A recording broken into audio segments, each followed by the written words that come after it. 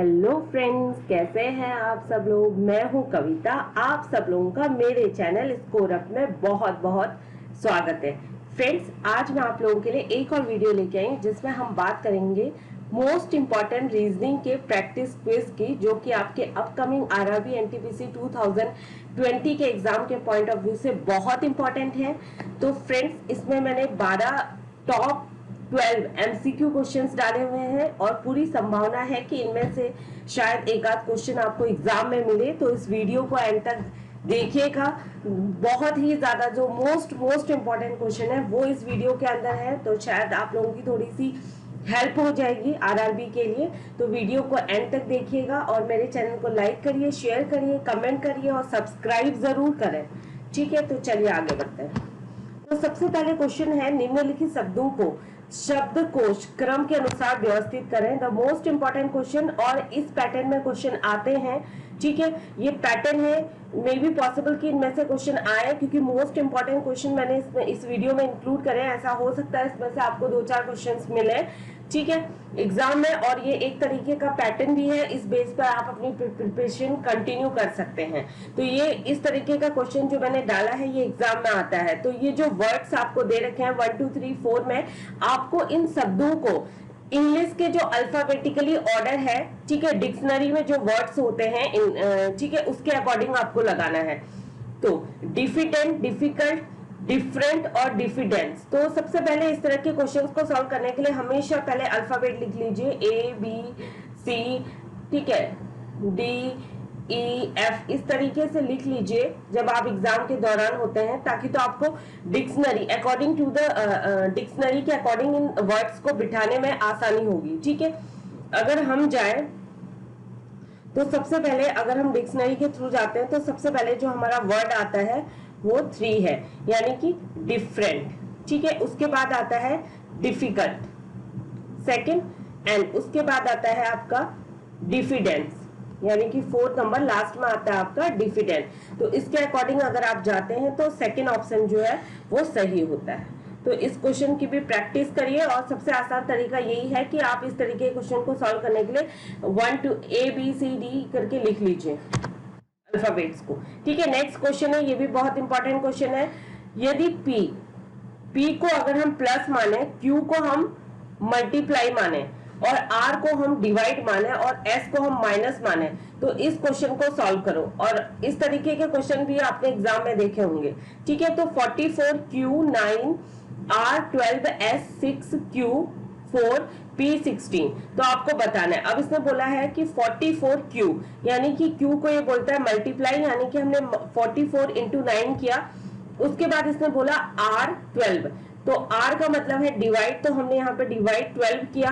ठीक है, अब यहाँ पे है 6Q, Q का मतलब क्या है यहाँ पे, सॉरी 44Q 9 R 12। अब S 6, S का मतलब क्या है माइनस 6 हमने किया। देन उसके बाद Q 4 आता है तो मल्टीप्लाई 4 किया, और P का मतलब प्लस है तो प्लस 16 किया। आपने इस क्वेश्चन को सॉल्व किया तो राइट आंसर आपका कितना आया, 25, यानी कि option A is the right answer. ठीक है, नेक्स्ट है एक घन की 3 अवस्था, यानी कि घन बोले तो पासा की 3 अवस्थाएं नीचे दिखाई गई हैं। तो आपको ये बताना है कि डॉलर ये विपरीत क्या आएगा, ये फर्स्ट, सेकंड एंड 3। तो सबसे पहले हम क्या देखेंगे कि इस तरीके के क्वेश्चंस पर, ठीक है, जब आते हैं तो सबसे पहले आपको कोई 2 इसमें से उठाने होंगे जिसके एक या 2 वर्ड्स कॉमन हो। अगर आप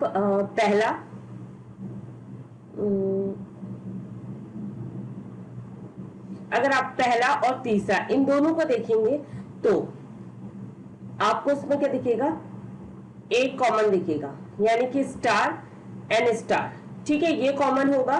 तो इसके अपोजिट क्या आएगा, एंड, सॉरी परसेंटेज के अपोजिट क्या आएगा, प्लस, और डॉलर साइन के अपोजिट क्या आएगा, एंड। तो आपको मिल गया, यानी कि डॉलर साइन के अपोजिट आएगा एंड, और प्लस के अपोजिट आ गया परसेंटेज के अपोजिट प्लस। तो हमें केवल डॉलर साइन के बारे में पूछ रहा है, तो डॉलर साइन के अपोजिट आ गया एंड, तो हमें मिल गया आंसर। ठीक है, तो केवल 2 पिक करने होते हैं इसमें से। दिए गए विकल्पों में से वह शब्द चुनिए जो दिए गए शब्दों से नहीं बनाया जाता। यानी कि आपको इलिस्ट्रियस करके ये वर्ड दिया गया है, हमें हमें इन 4 ऑप्शंस में से वो वर्ड देखना है जो कि इस वर्ड में उपस्थित जो लेटर्स हैं, अल्फाबेट हैं, उनसे नहीं बनाया जाता है। अगर आप देखेंगे तो ट्रस्ट एक ऐसा वर्ड है, सेकेंड ऑप्शन, जो कि इनसे नहीं बनता है, बिकॉज TRUST। अगर आप देखेंगे T भी है इसमें, R भी है इसमें, U भी है, S भी है, ठीक है, लेकिन इसमें 2 बार टी आ रहा है, तो इसमें यहाँ पे केवल एक ही टी है, तो इसलिए trust is the right answer. ठीक है, नेक्स्ट है 84 प्लस 96 इज इक्वल टू 4842। तो 36 प्लस 78 क्या होगा? ये भी बहुत इंपॉर्टेंट क्वेश्चन है। ये ऑलरेडी SSC, CGL या CHSL मतलब किसी में ऑलरेडी आ चुका है ये क्वेश्चन। ठीक है, तो ये इसका सिंपल सा लॉजिक है। आपको क्या करना है, यहाँ पे मैंने आपको बताया है 84 डिवाइड बाई 2 आप करेंगे तो कितना आ जाएगा आपका, 42। ठीक है, same is 96 is divide by 2 करेंगे आप तो कितना आ जाएगा,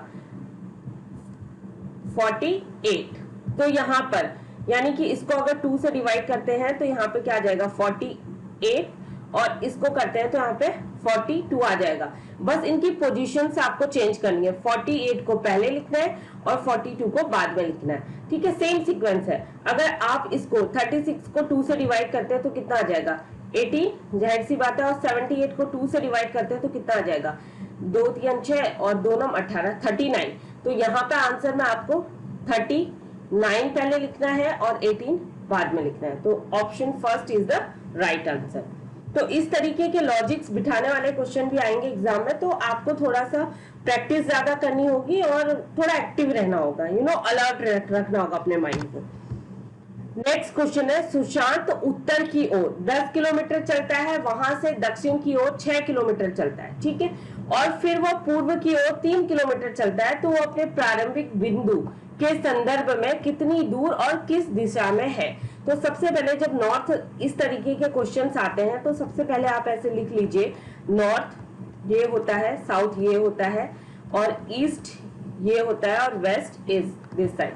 तो अगर ईस्ट का राइट बोला जाएगा तो ईस्ट का राइट साइड हमेशा साउथ होता है, साउथ का राइट क्या होता है वेस्ट, और वेस्ट का राइट नॉर्थ, नॉर्थ का राइट ईस्ट।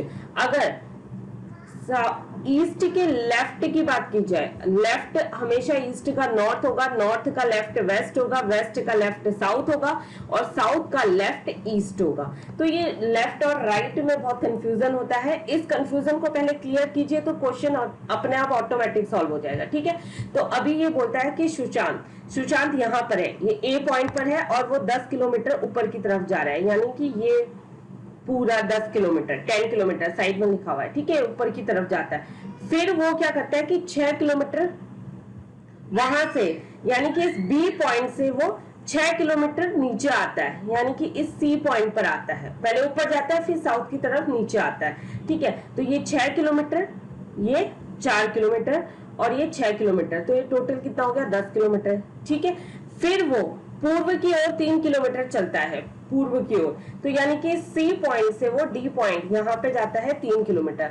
अब बताओ कि वो प्रारंभिक बिंदु यानी कि इस पॉइंट से वो कितनी दूरी पर और किस दिशा में है अपने प्रारंभिक बिंदु से।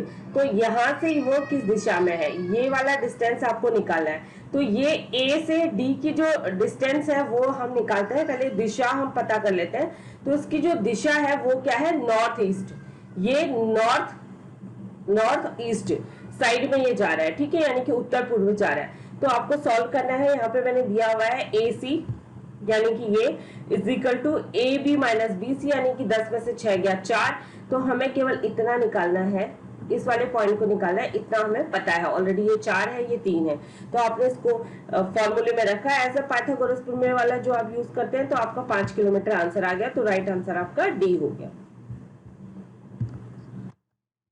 ठीक है, एक निश्चित कूट भाषा में 617 का अर्थ है स्वीट एंड हॉट। ठीक है, 617 यानी कि मैंने लिखा हुआ है, देखिए स्वीट एंड हॉट, और 735 का मतलब है कॉफी इज अ स्वीट। तो 735 ये है और यहाँ पे मैंने लिखा हुआ है कॉफी इज अ स्वीट। ठीक है, 263 का मतलब है टी इज अ हॉट। तो 263 ये है और टी इज अ हॉट ये लिखा हुआ है। तो ये बोलता है कि अब मुझे ये बताना है कॉफी इज हॉट का कोड वर्ड क्या होगा।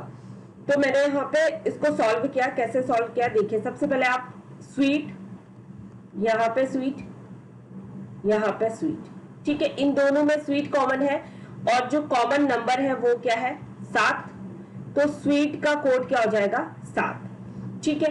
अब हम हॉट का देखते हैं, हॉट एंड हॉट, ठीक है, और इन दोनों में कॉमन नंबर क्या है 6 एंड 6, तो हॉट का जो नंबर होगा कोड वर्ड होगा वो हो जाएगा 6।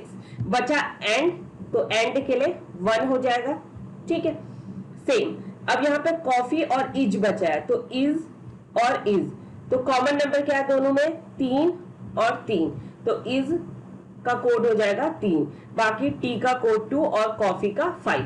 तो यहाँ पे कॉफी का कोड क्या है 5, इज का कोड क्या है 3 और हॉट का क्या है 6, तो राइट आंसर आपका हो जाएगा 2। तो बहुत ही सिंपल है, बहुत ही इजी है, ठीक है।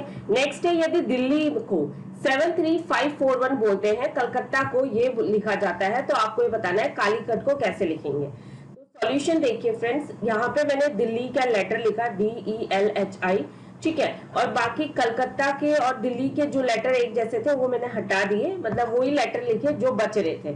तो हमने इस तरीके से दिल्ली और कलकत्ता के लेटर्स लिख लिए। देन हमें कालीकट का बताना है, तो कालीकट का आपको सी का क्या है 8 हो गया, एंड ए का क्या है 2, ठीक है, एल का क्या है 5, एंड आई का क्या है 1, और फिर सी का क्या है, सॉरी सी का क्या है 8, और यू का क्या है 9, और टी का क्या है 6। तो 8 2 5 एंड 1 8 9 6, 8 2 5 एंड 1 8 9 6, तो राइट आंसर इज द 3, ठीक है। नेक्स्ट है, यदि 3 hashtag 4% 8 is equal to 6 and same is equal to ये, तो आपको बताना है 12% 6 हैशटैग 24 इज इक्वल टू क्या होगा।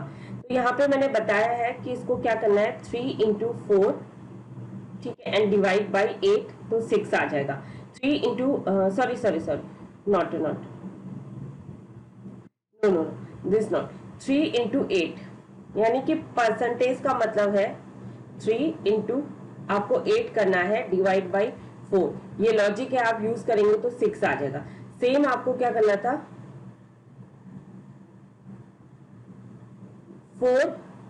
9 इंटू 4, आपको 9 इंटू 4 करना था अपॉन 3, यानी कि यहाँ पे परसेंटेज का मतलब है मल्टीप्लाई और हैशटैग का मतलब है डिवाइड, एंड इसमें भी यही होगा 12% है, यानी कि मल्टीप्लाई 6 अपॉन हैशटैग है तो 24, तो आप 6 4 जा 24 होता है एंड 4 3 जा, तो राइट आंसर क्या हो गया आपका 3 हो गया, ठीक है।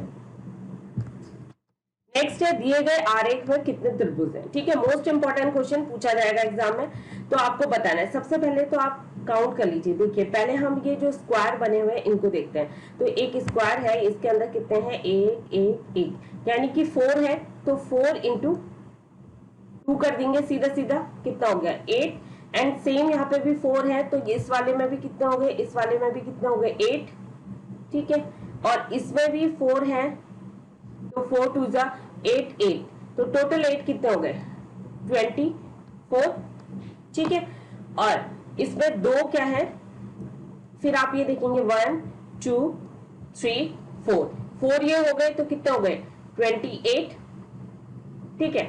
उसके बाद हम ये देखेंगे, देखिए यहाँ पे देखिए एक ट्रायंगल यहाँ पे बन रहा है 1, और एक ये पूरा बन रहा है, ठीक है, एक ये पूरा बन रहा है और 2 ये आधे बन रहे हैं। सेम यहाँ पे भी एक ये ट्रायंगल बन रहा है, तो एक पूरा बन रहा है और 2 ऐसे आधे बन रहे हैं, तो 6 हो गए, तो 28 और 6 आप करेंगे तो 34 हो गए, यानी कि जो इनर ट्रायंगल है वो कितने हो गए 34, और एक बिग ट्रायंगल, एक मिनट मैं क्लियर करती हूँ, और एक ये जो बिग ट्रायंगल है वो ये पूरा ये जो बड़ा वाला ट्रायंगल है, ठीक है, ये बिग ट्रायंगल हो गया, and 2 hidden triangle, hidden in the sense कि ये जो ट्रायंगल बन रहा है ये और ये 1 and 2 ये हिडन हो गए, तो टोटल कितने हो गए 37 इज द राइट आंसर। ठीक है, नेक्स्ट है निम्नलिखित प्रश्न में दी गई श्रृंखला में से अज्ञात संख्या का चयन करें।